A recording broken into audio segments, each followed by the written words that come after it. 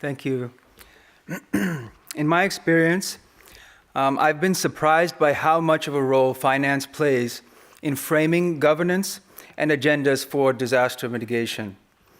In communities, cities, and countries across the world, I see that the role of finance and the overlap of financial risks with environmental risks have more and more of a contingency and more of a relevance for how we think about planning. I show just schematically in this diagram on the right how climate change, both the mitigation and the investments that we seek to make, as well as the investments we need to make in response to climate change impacts, are determined in a lot of instances by financial constraints and fiscal constraints.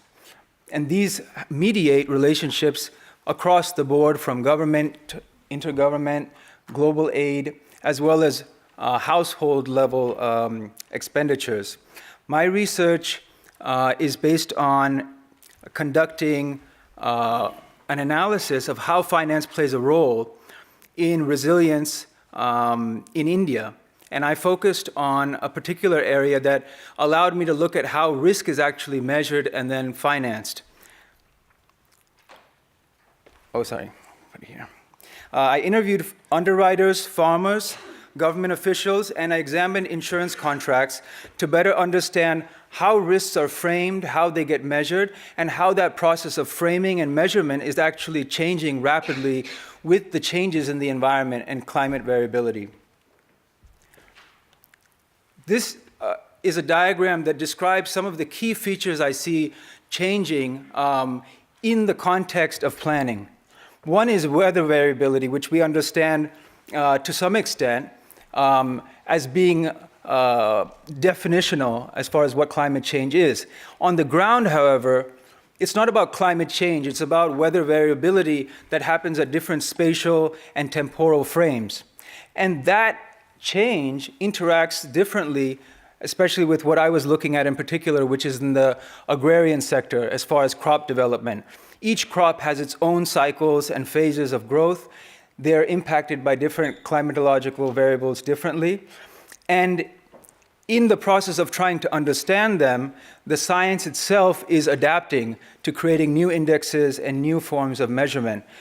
In the next one of the findings I came across was that the monsoon, which is characteristic of Indian agriculture and Indian economic growth for many centuries, itself has come to become questioned as a functional system, because it now does not even display the characteristic seasonal pattern that it used to have. And I have quotes from various other sectors, including the technological sector, which show that the technologies for measurement and sensing themselves are now in a context of competition between different types of technologies of measurement, different forms of combining indexes. And in the last sector, I have the fact that new forms of liquidity are creating new kinds of financial instruments, which is what I was studying in India.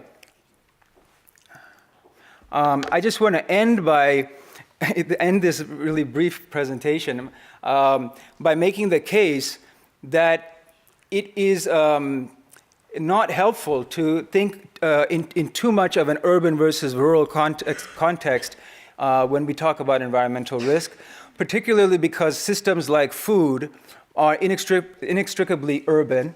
And these agricultural risks have a lot to do with how unplanned settlements, displacement, and migration actually operate. I, in the end, believe that forms of insurance can be used fruitfully, just in a way that's more sustainable and in ways that don't mask actual climate change. Thank you. Yes, thank you.